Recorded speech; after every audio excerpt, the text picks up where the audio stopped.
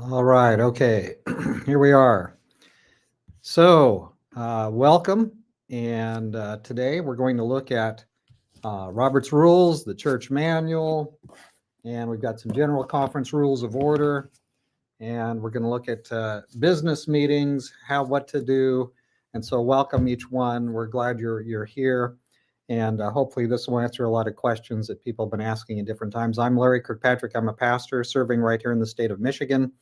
And, the church The church of God is a place where truth would not be suppressed. Romans 1 verse 18 tells us that God is against all those who suppress the truth and unrighteousness. How do we know what the truth is? We study it out from the Bible. We study it out from all the inspired writings we have. God gave us each a mind. He gave us each a mouth. He gave us each ears. He wants us to deal with the truth, sort it out. He wants us to study it. The church is here not to just be, like a bunch of people standing in line, rubber stamping something, but we are to follow the Lord God. And so what I want to do is I'm going to lay out for you today some of the basic principles of underlying parliamentary law. And you say, well, boy, that doesn't sound very exciting, but you know what? The church is a representative body, and the baseline is that the people, the different members, have a say. We don't believe that this is Remedial Protestantism podcast. We don't believe that all this power is laid into the clergy. The clergy have all the power, or some bishop at the top of the stack, or a group of bishops or teachers at the top of the stack. They decide for everybody else, and they all say, yes, sir. We believe that God has placed the authority. His Holy Spirit interacts with each one of us. And so we're going to plow into some of this. And so let's go ahead and begin here. Yeah, we'll use that so it's less distracting. Okay, so I have, thought that was in there. Here we go. We don't, let's see here. Here's the one I want. So we're going to go ahead and start with some basic principles here. If you study this out, the church has a voice. If the members each have a voice and they get together and they meet and they make decisions, the most basic principle underlying parliamentary law is what? The whole plan is to treat individual members with fairness and also to recognize the rights of the group. So the rights of the individual, the right of 2/3 or 1/3 of the group, the right of majority, the right of the whole group. And there's other rights too, the absentee, people who should be able to be there, but maybe they haven't been informed. Those people have rights, and their rights are being mistreated if they're not told ahead of time about the meeting so they can be a part of the meeting. So parliamentary law, in case, a lot of pastors don't know very much about this. They are chairman of the board, but they don't have any clue what their true powers or true authorities are. They just think that they should run it a certain way. Hopefully we'll have a different viewpoint after a lot of this today. But the goal is to be fair to all the members and let each voice be heard, and to deliberate, to sort things out, to let the Holy Spirit lead us and guide us, and reach a group decision, not the decision that's just the pastor thinks everybody should have, or the conference or something, but a group decision. So we're looking at all these rights and obligations. So ultimately, here's a line again from Robert's Rules of Order. It's the majority taking part in the assembly who ultimately decide the general will, but only following upon the opportunity for a deliberative process of full and free discussion. So you shouldn't be forced or squeezed into a thing that goes too fast. You should have opportunity. It takes 2/3 or more to deny the rights of other members from speaking, So we'll say more about that as we go here. All right, so let's see here. I think I want another slide here. So this is from section 1 in Robert's Rules. Just we're laying out some pieces here before we get to the church manual and the church business meeting. A member, says Robert's Rules of Order, a member of an assembly in the parliamentary sense is what? It is a person entitled to full participation in its proceedings, the right to attend meetings, to make motions, to speak and debate, and to vote. So the members have a right to this. And somebody might say, oh, well, we don't use Robert's Rules, or, who are you to speak? Well, if you're a member, like if we're talking about a church business meeting, so let's maybe clarify that for a moment. And in a church, you have a group of people who are the members, all the particular members who've made a profession of faith or been baptized, and that's their local congregation. Their members, they all have rights in that congregation. There will be a subset of people that are elected through a process, and those people become church officers. Some of them serve on the church board. Some do this, some do that. There's different kinds of church officers, deacons, elders, and so on. But So the church board will usually handle things on a monthly basis. They kind of deal with things and keep everything going. But there's also what we call the church business meeting. And what's the church business meeting? The church business meeting is when the members get together, and it's the highest authority in the church. The highest authority is not the pastor. Highest authority is not, in a sense, is not the conference. Highest authority is not the church board. The highest authority in a local congregation in Seventh-day Adventist understanding of church polity, that's what I'm talking about, that's where I'm coming from, is the local church body. So in a church business meeting, every member has a right. They all have a right to vote. They have a right to deliberate. They have a right to interact together and make decisions as a group. And that they have more power, more authority than the pastor, more authority than the board, etc. The church in business is the top of the line there. So notice here that Robert's rules, the first rule number 1 there in this list of all these numerous rules, they're pointing out that every person who is in part of that constituency, or we're talking about a member of a church in a church business meeting, every member is entitled to full participation in the proceedings. So they can make motions. Maybe they'll make a motion somebody doesn't want to be heard. Well, that's okay. They still have the right to make a motion. So everybody gets to participate. These are basic rights of membership. You're a member of something, you get to participate. Okay, so that's kind of an important piece. Let's see here. Now, if somebody says, by the way, possibly, oh, well, we don't use Robert's Rules of Order. Instead of arguing over the details of Robert's Rules of Order, my suggestion would be to you to say something like, am I or am I not a member of this church? Okay, so if you're in a church business meeting, you're a member in that church, am I or am I not a member of this church? Okay, yes, you are. Okay, well, you've got full rights. You have rights to participate and vote, etc. All right.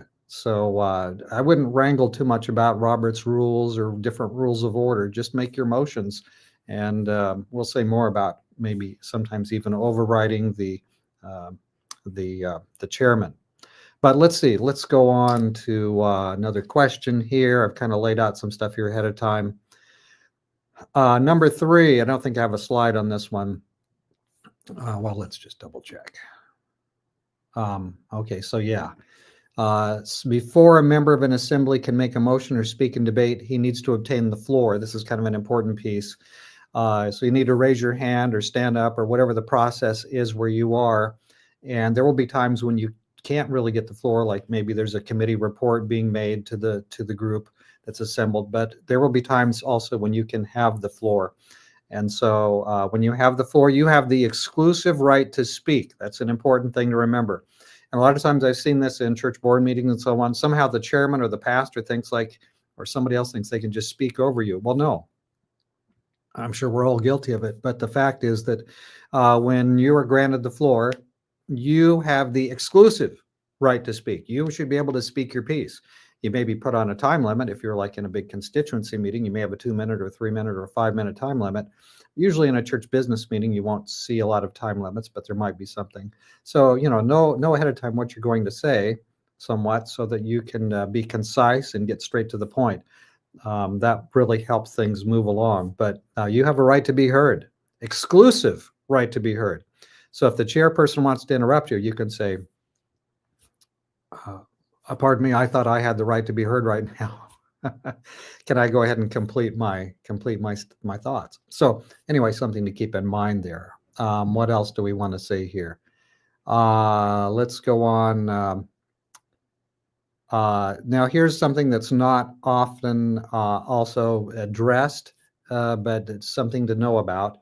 This is rule number 4. When a motion that is in order has been made and seconded, the chair formally places it before the assembly by stating the question. So that is the chairperson, you've made a motion, XYZ, and the chairperson should state the exact motion and then state that it's open for debate. If it's been moved and it's seconded, you had the floor when you spoke it, now it's open for debate. So that's just the way it is. So you have the right there to participate. And the chair can adjust it. Whatever he says, you've got to listen closely. He might change what you have to say. Probably he won't, but just make sure you know what the motion is being addressed. So it should be the one that was made and seconded. It should be quite close to that. All right, let's see here what I've got here in my notes. Okay, this comes from, we're going to go over here now to the, this is the most current edition of the Church Manual. And I want to read you something that I think you'll find to be quite fascinating here. And I think I did put it on the slide. So here it is. This comes not only from the Church Manual on page 26 in full, but it also comes from a book called Testimonies to Ministers, page 489. Listen to this and think about this with me. Oh, how Satan would rejoice if he could succeed in his efforts to get in among the people and disorganize the work at a time when thorough organization is essential, and will be the greatest power to keep out spurious uprisings and to refute claims not endorsed by the Word of God. We want to hold the lines evenly, that there shall be no breaking down of the system of organization and order that has been built up by wise, careful labor. License must not be given to disorderly elements that desire to control the work at this time. Now, a lot of times you get this quotation and people are thinking like, oh, this is talking about, some kind of an offshoot or some kind of a strange movement coming in from the side. If you look closely at this statement, you may notice it's talking about spurious uprisings and people trying to control the work. And I believe there's just as much danger, in fact, perhaps far more danger, and that she's addressing it in this statement too, addressing it that elements within leadership will try to get too much control. Okay. And this is something we kind of see. I've seen as you look over the years, you see something's in the Church Manual, and then you see it 10 years later and 10 years after that. And there's sort of as a tightening up of control. And this is a very dangerous thing because, we don't want to be suppressing the truth. Romans 1, verse 18, we want to be, finding the truth. And so this tendency to control, we understand it. We're fallen. It's understandable, but we should be careful with this tendency. So let's see here. Let's keep moving. And this is, I don't have a slide here. It's the Church Manual, page 27. The church is a missionary community, and its organization exists to fulfill this purpose. So keep in mind that the church, the purpose of the church, it's a missionary community. You've joined a missionary community. The people who are leading that community are supposed to be helping us do the work that God has given to his church. They shouldn't be people who are trying to control what you say, control speech, or suppress things. The church is a missionary community, and you and I are part of that, and this means we need to take it and go forward. Everybody needs to be involved in the mission.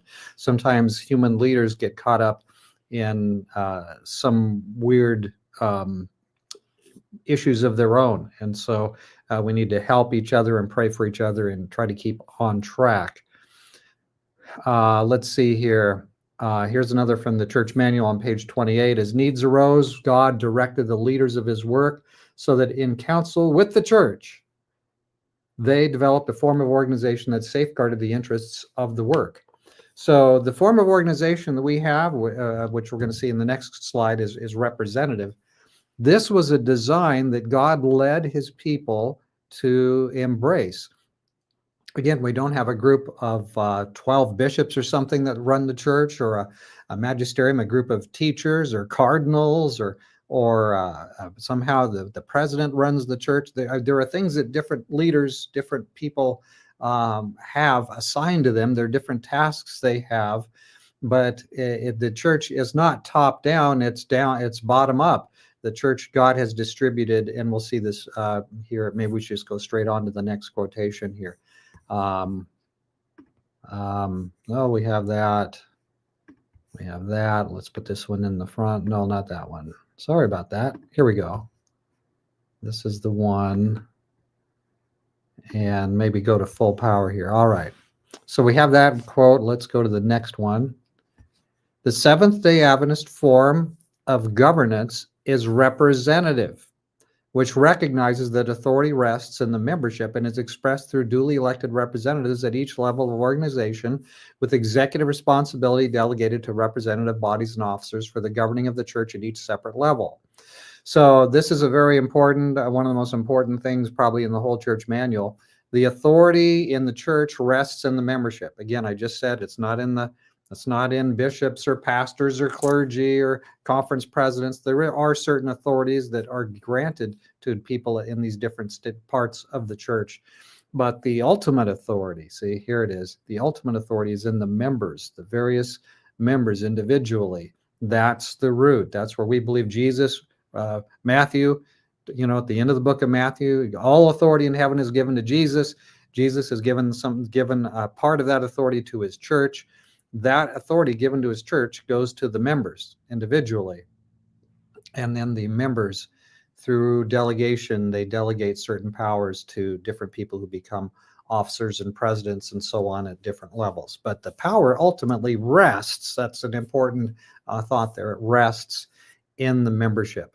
Okay, so don't ever allow someone to get in the idea that because they are a union president or something, that they have an innate authority. The only authority a union president has is authority that has come from Jesus to his church through and resting in the membership. And from there, it has gone on to the different officers at the different parts of the church. In practice, we've got to be careful that we don't lose sight of this. Remember, we're talking about being Protestant. It's one thing to say you're Protestant. If our church doesn't really believe this, if our church doesn't really mean this, now's a pretty good time to find out. But I do believe that this was from the beginning. This is the way the church was set up. God led our people to set it up this way. And we are always at risk. You're always one generation away from losing a lot of these key principles. So we want to keep right on going here and recognize that the church is a representative body. And when you say representative, that automatically means what? It automatically is going to mean that there are going to be people who represent the entirety of the church, like say the entirety of a congregation. Those people are going to come together like in a church business meeting, and they're going to make decisions on behalf of that local congregation. So it's not the pastor, it's not the board of elders. Each person, each part has its part in the totality, but the strongest voice in your local church is your local church in business meeting. All right, so it's a representative body. Now, there's different organizational levels in the church. I might come back to this, but I want to say something careful here because we have the individual, then we have the local church congregation, and then out of the congregations all together, they make up a conference. The conference will have 100, 200, whatever number, 100 of churches or 50 churches, whatever it is. The conferences then go up. There's another level we call the union, and that's usually a combination of 4, 5, 6, 7 conferences put together. And then the unions are combined. Like in North America, we have 59 unions, and those all are part of they're underneath the division. And so we have 13 world divisions altogether. Those 13 world divisions are kind of like front doors or office space for the General Conference. General Conference has a headquarters in Silver Spring, Maryland right now, and has for years. They represent the entirety of the church. So we have these different levels, GC, division. Division's really the GC. It's the same thing, although North American division seems like it's kind of got its own, thinks it's its own thing. But anyway, we have the GC and the NAD, and then we have the different unions, and then we have the conferences, and you're part of a conference. And in your conference, you have different churches. All right. And within your church, we're talking mostly today about the church business meeting. All right. So there's different levels. What I wanted to say something about these levels, and this is really an important piece. Some people have this view, and it's really kind of a, what shall we say, kind of a papal view, the view that as you go up higher, there's more and more authority. So you get to the top and you have the maximum authority. That's really a papal view. You know, the Pope has all this authority, and then he has his cardinals and so on down the line. And finally, at the bottom of the stack are the guys in the churches. That is kind of a pyramid that starts at the top and goes down. And each level, there's a little bit less authority. Okay, there's most authority at the top, and then less, and a little bit less, and a little bit less. Our understanding and our practice of church governance is the very opposite of that. We have segmented hierarchy. So we have parts that have been assigned to churches. In a church, there's a nominating committee. It does this. The church board does this. The finance committee does this. There's certain authorities that only certain parts of the church have. So, for example, church discipline, to discipline a member, that can only be done at a local church congregational level. It can't be done out of the conference office. Here's another one. At the union level, only the people who are approved for ordination. That's a decision that's made at the union level. The union cannot discipline people. It doesn't have like that added authority because we're up to the next notch. The union has its segmented authority. Here's another one. To determine the fundamental beliefs of the world church. And there's a list of 28 or so of these, right? So that's done always in a general conference session. That's the only body in the whole church that is given that authority. So there's authority for making fundamental beliefs, there's authority for ordinations, there's authority for church discipline, and so on. There's different authorities that different parts of the church have. You could call it segmented hierarchies. Okay, so it's not that there's all this power coming down, but certain things. And, the United States government, it's set up very similar to the United States government, right? And a lot of people may not know this, but the United States government was set up originally. We had the 17th Amendment that sort of modified things in a pretty giant way.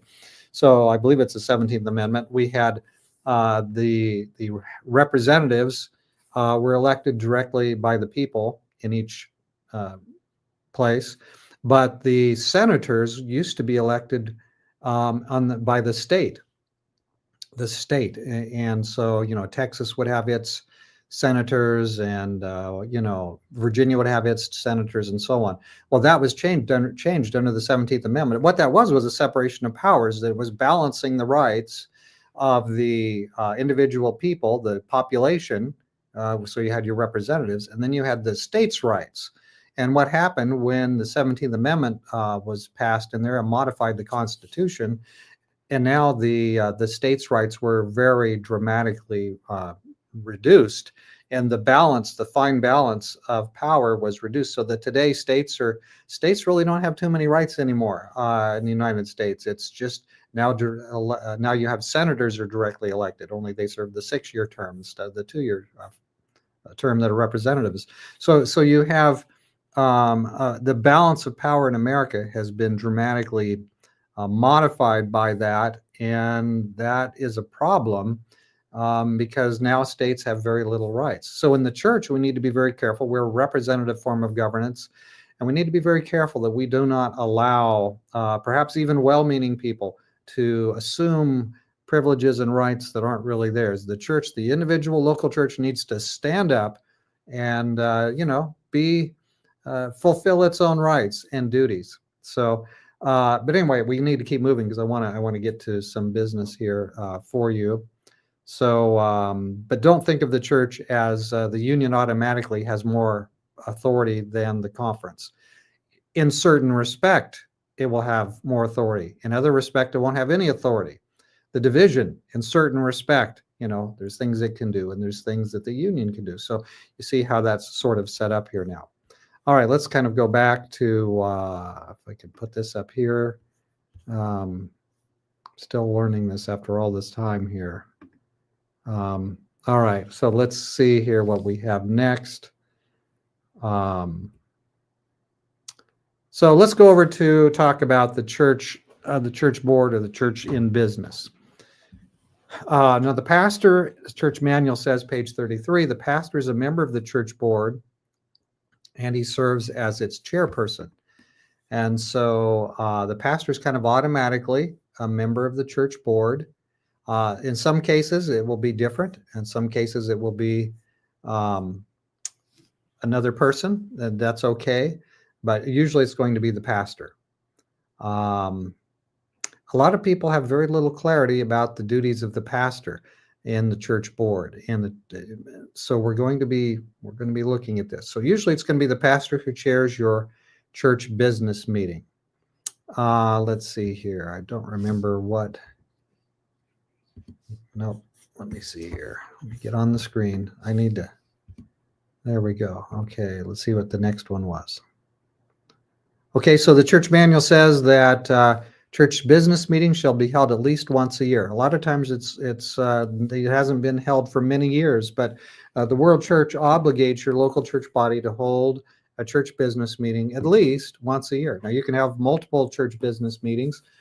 We have a business meeting coming up here in one of my churches soon. We're going to go over and approve the budget, and the church is going to get to vote on that budget that we've worked on it in smaller subcommittees, and we brought it to the church board, and now we're going to present it to the church. And so, but you know what? It might be that they won't like what we did, and so we'll have to modify it, because the church in business meeting has authority higher than the church board, higher than the finance committee, and higher than what the pastor might think or whatever. The church in business has that authority. So now here's some language here. So there should be a business meeting held at least once a year. Now it talks about how you call the business meeting. The pastor or the board, in consultation with and support of the pastor, calls the meeting, and you announce it 2 weeks in advance, and so on. Now, what's interesting is that in some cases the pastor wants to suppress it. He doesn't want there to be a business meeting. He's concerned about a certain item that he doesn't want to be discussed, or he doesn't want it to be voted on. And so sometimes you'll go beyond a year. Now, it says here that it has to have the pastor or the board in consultation with and support of the pastor. That language, in support of the pastor, that language really is new. It's only been in there 10 or 15 years at this point. It didn't used to say that. So there's kind of a movement within the manual. It's a very good document, most of it. There's a few bits that can be, I think, improved. But I don't think that usually the board and the pastor, they should be together, of course. But the pastor shouldn't have the last word. And this is a dangerous trend to say that to call a business meeting, they have to have the support of the pastor. That's not in the best mode here. But anyway, so let's say the pastor is trying to not have a business meeting, and you're beyond a year. Well, guess what? At that point, even though this says the pastor consulting with the board and his support and so on calls the meeting, the church manual just said in a flat sentence right here, right in front of your face here, that they shall be held at least once a year. So even if the pastor doesn't want there to be a business meeting, if it's longer than a year, the board can overrule the pastor, and the board can call there to be a business meeting, whether the pastor wants there to be or not, because the church manual is outlining obligations of the church to the members. So we want to make sure that we've got that in a good order there. Now let's talk, I don't think I have a slide for this, but I want to talk about something about the pastor or the person who's chairing a church board meeting or a church business meeting, because there's a lot of confusion here about the authority sometimes that the pastor has and doesn't have, or the way he's supposed to approach things. So I'm going to read from section 43 of the Robert's Rules of Order here. In fact, maybe I did have a slide for that. Let's see if I can put that in. Let's see. No, that's okay. I didn't have a slide for this. So let me just talk about it here to you. All right. So this is important here. The presiding officer is the chairperson. That's going to be your pastor. And he wants, I should add this, by the way, too. If you have any questions or comments, let's see if I can put them in here. We want to take comments from you. Yeah, here it is. If you're on YouTube here, you can type in your comments and questions, and I should be able to spot those, although I'm just one man today, so I'm it's got to keep an eyeball on everything. So type in your comments right here, and I'll try to answer questions that come in that way. All right, so we're looking at this. Now, this is really interesting if you've never heard it before. So let me read it out of Robert's Rules. Okay, this is going to apply to pastors here or chairpersons. If the presiding officer is a member of the society, he has, as an individual, the same rights in debate as any other member. But the impartiality required of the chair is in an assembly precludes his exercising these rights while he's presiding. Normally, in a large body, he should have nothing to say on the merits of pending questions. So let's just pause there for a moment. the pastor, the chairperson, shouldn't be poking around and telling us and trying to squeeze people or get them to come across to his point of view. He should be conducting a meeting impartially. So there's a motion, people made a motion, you're discussing the motion. The pastor should not be trying to persuade people or argue with people or reason with people. The pastor should hold an impartial position. Now, he has the same rights because he's a member there, right? He has the same rights as every other person to debate, but because he's presiding, because he's taking that position, he has to act impartially. So don't allow your pastors or your chairpersons to just sort of rule the roost there when they're the chair. They should be even-handed, and they should be trying to make sure that everybody has a fair shake. Everybody has a fair chance to make their points and have the discussion. Now, it goes on to say, and maybe I won't read it all. I've got it all written out here, but it goes on to say that a chairperson can debate, but he has to step down from the chair and somebody else has to be appointed to serve as chair. So, and I've done this actually once or twice. You don't usually do it very often because you're supposed to maintain an impartial position. But if something is a really big deal, you're working on that item and you have a strong opinion about it, you have every right because you're a member, you're the chairperson. While you're chairing, you can't do it, but you can step down and let's say your head elder or one of the members, you appoint that person to serve as chair and the group's okay with that. So that person takes over the chair in the meeting, and then the pastor has the same rights as everybody else, and he can raise his hand and he can call for, he can give his opinion or make a motion or second a motion or try to say, I'm against this because X, Y, Z. He has the same rights as everybody else, and he can exercise those rights. And until that decision is finished, the pastor, he can participate in the debate if he's stepped down from the chair. If he's still in the chair, he can't do that. He can't do that, and you shouldn't allow him to do that. Say, pardon me, Mr. Chairperson, point of order. You're supposed to maintain an impartial thing. This is, Robert's Rules number 43. I wouldn't necessarily call it out and say it's Rule 43, but just remind him he needs to be impartial. And so a lot of times our pastors don't realize this and they sort of push one line or another. That's not the way it's supposed to be. All right, so he doesn't go back to chairing the meeting until that whole debate over that motion has been settled. Okay, so let's back up here, and I wanted to talk to you about the business meetings. So they're held at least once a year, and major items. Here's another thing probably to keep in mind. This is from the Church Manual, page 134. Major items should be decided at a regularly or specially called business meeting. Another one from page 134, sentence.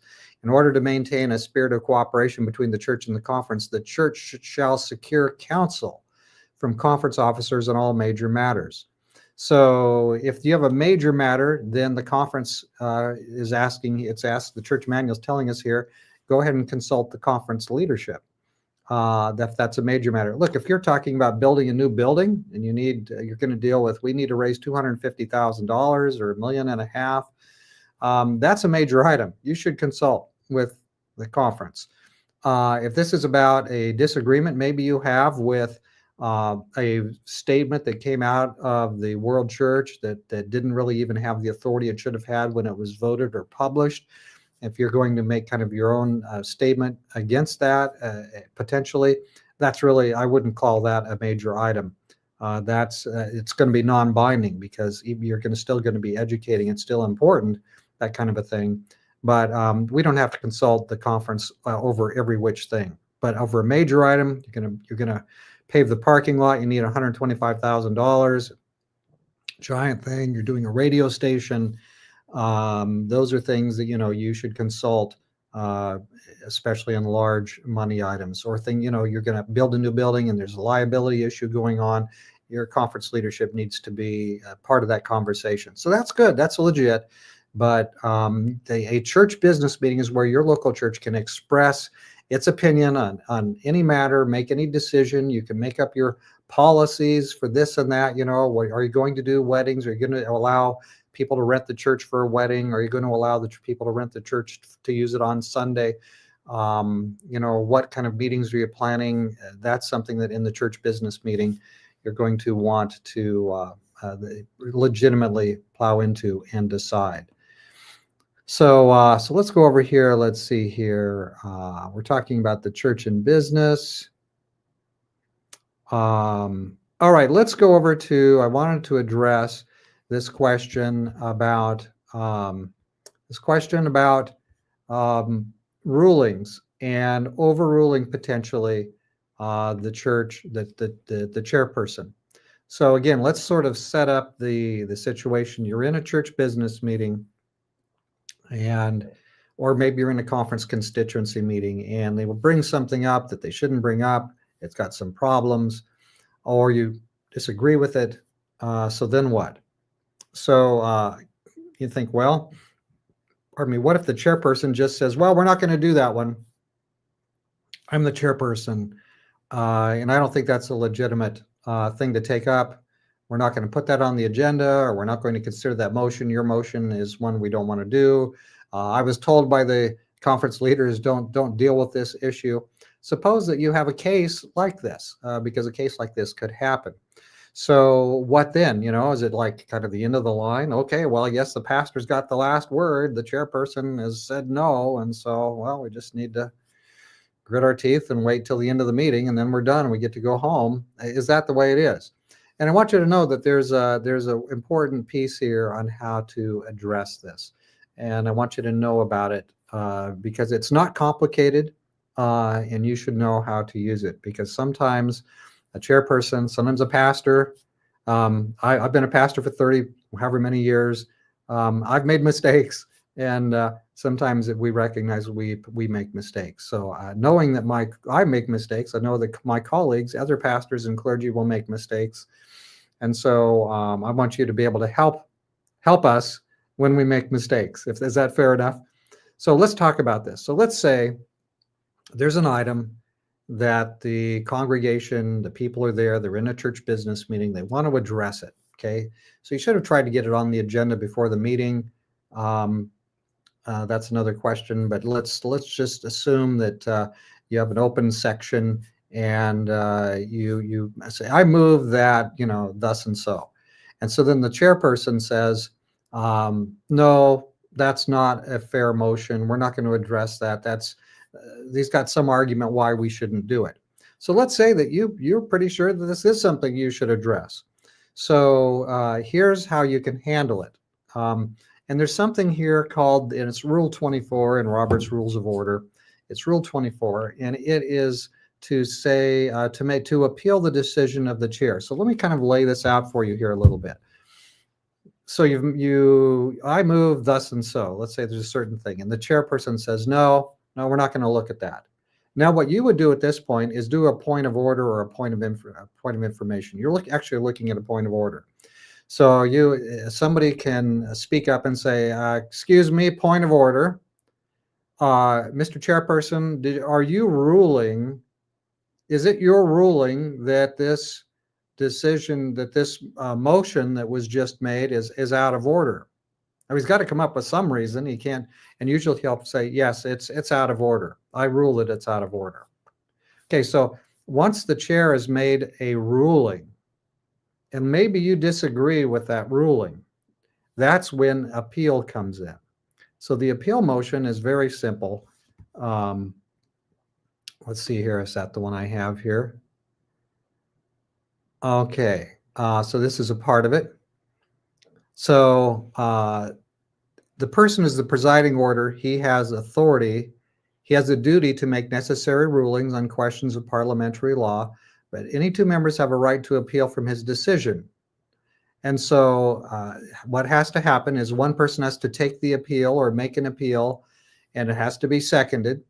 And so what this amounts to is that the chair made it a ruling. He made a decision. We're not going to address that. Your motion is out of order. You don't think that's correct. So what you can do then is say, I appeal the decision of the chair. What that does is he has no choice. If it's seconded, right? It's legitimate, you have the floor, you make the motion. Somebody says, I second. that motion now becomes a live motion. And what the effect of the appeal is you take the decision that the chairperson has made a decision that that's out of order. Now you're taking the decision away from the chair, or at least potentially, and now you're basically going to move that decision from the chairperson to the body, to the whole group of people assembled there. Let's say you've got 50 people in a church business meeting. And so you say, I appeal the decision of the chair. The chair has ruled, as we just said, that this motion that was made is out of order. It shouldn't be considered. So when you say, I appeal, and somebody says, I second that, now the decision is taken away from the chair. It's not even in his hands anymore, potentially. Now that decision goes to the body. So the 50 people who are present there are going to vote on it. Okay, so the chair gets to say something, like defend. This is why I made the decision, da da da da da. He tells why, but there's really usually not a lot of debate here, and then there's a vote taken, and what happens is that if more than 50% of the people agree, so it's always framed as a yes, right? So let me see here. Let me make sure I'm saying this correctly. Here we go. Yes, we have to make the appeal at the very time of the ruling. That's what it is here. In order, an appeal is in order when another has the floor, but the appeal must be made at the time of the ruling. You can't make it later. You've got to make it right then. So if some business is carried on and they're on to the next thing, it's too late. So you've got to be alert there. Don't blink. Okay. So here's how Robert's Rules puts it here. A majority or a tie vote sustains the decision of the chair on the principle that the chair's decision stands until reversed by a majority. If the presiding officer is a member of the assembly, he can vote to create a tie and thus sustain his decision. So sometimes the chair does get to vote. And let's say that there was 24 people, and the chair that voted one way and a couple people, another person abstained, and 24 voted the other way. The chair can break the tie, or he can add his vote, to vote and sustain his own decision. That's allowed. So, but if you've got 50 people present, and if 22 vote to support the chair's decision, and if 25 vote to disagree with the chair's decision, then what? Then the decision is overturned. The assembly overrules the chair, and now you can proceed, and that motion can carry on and be processed. It still may fail. It might be the church deliberates on the motion and decides not to do it, but that motion can be taken and processed. People can speak for it, speak against it, etc., and finally they'll vote, make a decision on it. And maybe the pastor disagrees. The chairperson disagrees. He says, "Oh, we shouldn't have done this. This is a bad thing. The sky is falling. We shouldn't do this." Well, that's fine. That's his opinion. If you've got 50 people in the business meeting, you probably have 50 opinions. The pastor's opinion or the chairperson's opinion is his opinion, and the other 49 people have their opinion too. And so the chairperson does not get to overrule everybody else's opinion. It just doesn't work that way. We are a representative system of church governance, right? So you can overrule the chair if the chair makes a bad decision that the group doesn't agree with. The group can overrule the chair and proceed. So this is kind of an interesting piece. A lot of people feel like when the chairperson says, "Okay, no, we're not going to do that," that's the end of the matter. That's not the end of the matter, because remember, we're balancing the rights. That's what a parliamentary procedure is about. Robert's Rules of Order, that's what that's about. When you meet as a church in business, that's what it's about. You are trying to empower people. You're not trying to suppress people. The church is making its decision. Its decision is not necessarily the decision of the pastor or of the chairperson. The church makes its own decision. The members get together and they make their own decision, right? Okay, so we either believe that or we don't. We either respect that or we don't. The church has obligations to its members in the church, needs to make sure that the members get their business meeting, that the members have opportunity to debate one way or the other. I'm not talking about debate as we're going to debate some point of truth, and we're not talking about that. There's reasons why that's often not a good process. We're talking about debate just in the sense of deliberation. We're getting together for the most efficient way we can make decisions as a group, and so this is part of the picture. So let's see here. All right, I don't have a lot of questions coming in. Maybe as time goes on, and this, people view this at a later time, we'll have some of these bits. But let's see here. Anything else we want to say? We are a representative system. Yeah, let me bring this up. This is a copy of the General Conference Rules of Order. Okay, so this is, you can see the Robert's Rules. There's hundreds of pages there, and you can see this, and it is all of, I forgot how many pages I counted the other day, 12 pages. So now this really can get you through most of the thing. Now this, in our church, we have the General Conference Rules of Order. It's really kind of a simplified, much simplified version of this. And this isn't really made for a church and business meeting. It's really not made for a church board meeting. But sometimes people will want to do that and say, well, look, we're going by General Conference Rules of Order. We're not going to use Robert's Rules of Order. We're going by General Conference Rules of Order. You might be interested in something here that it says here in the General Conference Rules of Order. And let me bring it to your attention here. And actually, no, it's near the front. All right, so check this out. You'll find this interesting. Okay, so this is on page 3. This is the 2015 edition of this. Where procedural issues arise which are not specifically covered by the General Conference Rules of Order, this wonderful booklet, the chair shall rule according to his best judgment. However, any delegate has the right to appeal the ruling. So we talked about that appeal, right to appeal, number 24 in Robert's Rules. It's right here in the General Conference Rules of Order too.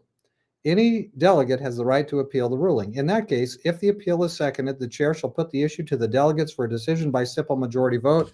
Guess what? Just like this, right? It's the same thing. This is actually built off of a simplified version of Robert's Rules of Order. So even if you're using General Conference Rules of Order here, like on the last page is a list of some of these different motions, all the same ones. But this is really for committees. And but if somebody insists we're using General Conference Rules of Order, we're not using Robert's Rules, again, you can say, well, wait a minute, am I a person? Do I have a rights here? Am I a member of this congregation? Yes, you are. Okay. Then you make whatever motion you make, right? So let's sort of tie this all off and pull it together. The church is a representative body. The authority is vested in the members. It's not vested in the president. There's certain authorities that are delegated temporarily to the president or different officers, vice presidents, etc., conference secretary. And I'm not taking away any of that, not at all. But since we say we're a representative form of church governance, I think you'll find it most important that we remember these obligations the church has toward us.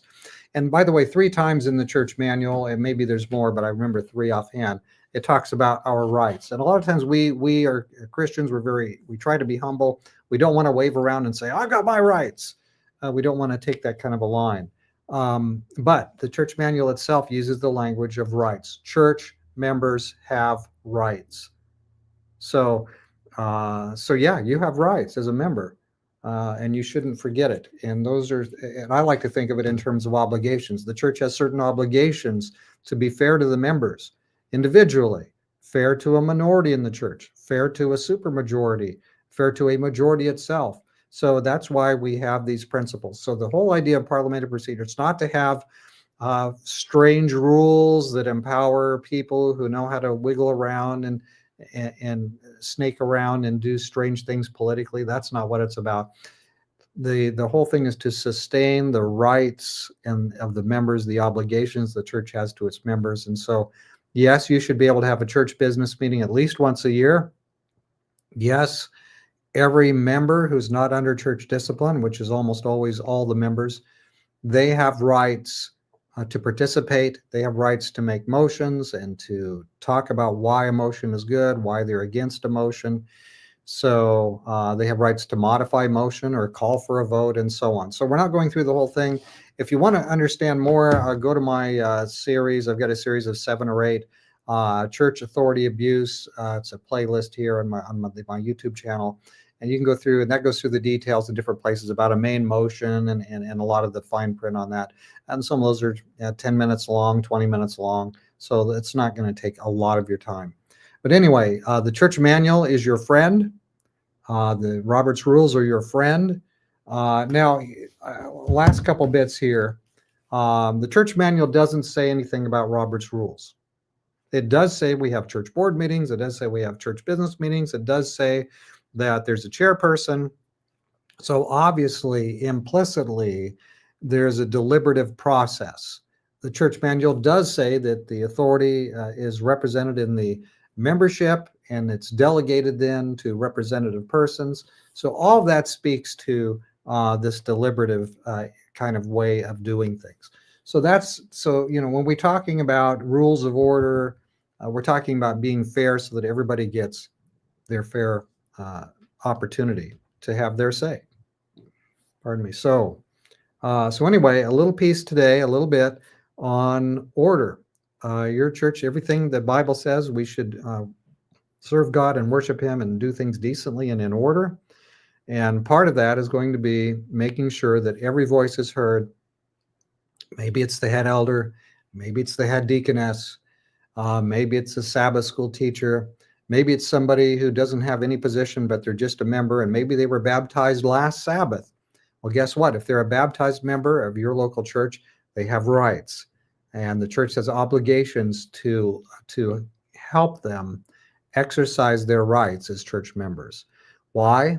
We believe the Holy Spirit has distributed to all the members authority in the church, authority from Jesus to His church, authority from heaven goes to the members, and from the members, then it goes into the different church officers and so on. And in a church business meeting, which has been our topic today, according to things we've, as a world church, have published and said, there should be a fair deliberation, a fair way of processing things, and people get to make decisions. Do not allow the chairperson to rule the roost, or maybe you have a couple of people who sort of like have more money or more influence of some kind, or they just seem to always push and get their way. People should have their say, but that's not the way we want to do things. Every member has their rights. And so either we believe it or we don't. I happen to believe it very thoroughly. I wouldn't want to be a part of a church where the pastor had the last word. I wouldn't want to be part of the church where the conference president could come down and put his thumbs on everybody and force things to be his way. I wouldn't want to be a part of a church where the president of the church can come and squeeze everybody, whoever random person that he doesn't agree with. So as a church, that's not the way we're doing it. That's not the way the church was designed. I think I have one other piece here, if I can find it in my notes here, I want to bring up to you. The last thing, I don't think I have a slide for it, but yeah, this is an important item here. I want to bring this, and it's in one of my church authority abuse videos, but this is from Church Manual, page 79. Let me read the sentences here. The last thing we want to say before we finish. Because the pastor is appointed to the position in the church by the conference, the pastor serves the church as a conference employee. The local church, he's serving the local congregation as a conference employee. The pastor is responsible to the conference executive committee and maintains a sympathetic and cooperative relation to and works in harmony with all the plans and policies of the local church. Now, that's an interesting sentence. Now, there's one more sentence, short one. Elders who are elected by the church are responsible to that body and to its board. So it's saying the elders are responsible to the church board. The pastor is responsible to the conference executive committee. But the point I wanted to bring out before we finish here today is that the pastor's business is not to rule the church. The pastor's business according to the church manual. I mean, this is the world church speaking, right? This is voted. This is the way it's supposed to be. The pastor's business, and I'll read it to you again, the portion in particular, he is to maintain a sympathetic and cooperative relation to and work in harmony with all the plans and policies of the local church. So I'm the pastor of a church. My church may have a policy. Let's say it has a policy about the use of the kitchen that I don't agree with, or it has a policy about music or a policy about weddings and I don't agree with it. According to this, and this is the rule, and I have to abide by it. I may not like that rule. I may not agree with it. I may think they should be able to do something different with the music, or something different about renting the church. I don't agree with the policy. Well, guess what? I am required to work in a sympathetic and cooperative relation and work in harmony with all the plans and policies of the local church. So a pastor and a local church don't have to agree. They don't have to agree on every which thing. They don't have to agree on all the motions. They don't have to agree on what color the carpet is. They don't have to agree on the policy about weddings. We should try to work together. It's always going to be better when we work together. But the pastor must uphold the decisions of the church board. The pastor must uphold the decisions of the church in business meeting. He's to have this cooperative relation, work in harmony with all the plans and policies of the local church. So once you put in a policy in your local church, you vote it in a church business meeting, the pastor is duty bound to sustain that policy. And so, brothers and sisters and friends, some thoughts today on the church business meeting, how things work in the church. I'm not saying we should be at odds with each other. I'm not saying go and overrule your pastor. But when we come to a point of disagreement, we can agree to disagree. We don't always have to be on the same page. And God will bless us. God will bless the church. The pastor needs to keep in his place. The church needs to keep in its place, the members. So we respect each other. We work together. We won't always agree on the color of the carpet. We won't always agree on every policy. We won't always agree on the things that are decided by the church in a business meeting. But that's okay. We'll agree to disagree, and we will, in the end, uphold the voted decisions of the local church in the business meeting. And that's the way our pioneers would have it. That's the way I believe heaven would have it. And that's going to bring us positive things in our local church setting. So friends, I know it's been just me, a talking head today, maybe a little bit boring, but I hope this has been useful information for you as you may deliberate about this or that, whatever topic. It's important that the church get together, that the church develop a unity, that the church in business meeting process this or that issue. And so some issues are going to be pretty non-contentious. Probably when we have our business meeting here coming right up, we deal with our local church budget.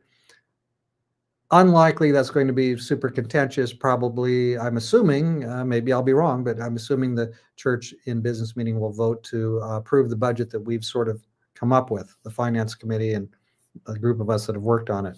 But maybe it won't. And if it doesn't, if it changes the approach, then fine. We need to sustain the decision that our church makes in a business meeting. All right, so friends, thank you for joining me today on the Remedial Protestantism podcast. Doubtless we'll have podcasts next week. I've been out of the country for a week or two, and it's good to be back. And so today, short notice, I know, but I hope this is a help to you and a blessing to you.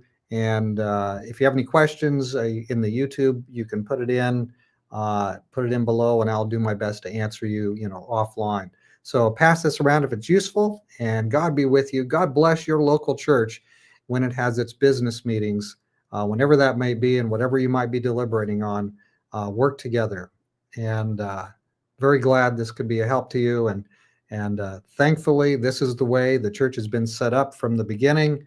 And this is the design, and I'm for it. I'm for it. God bless you.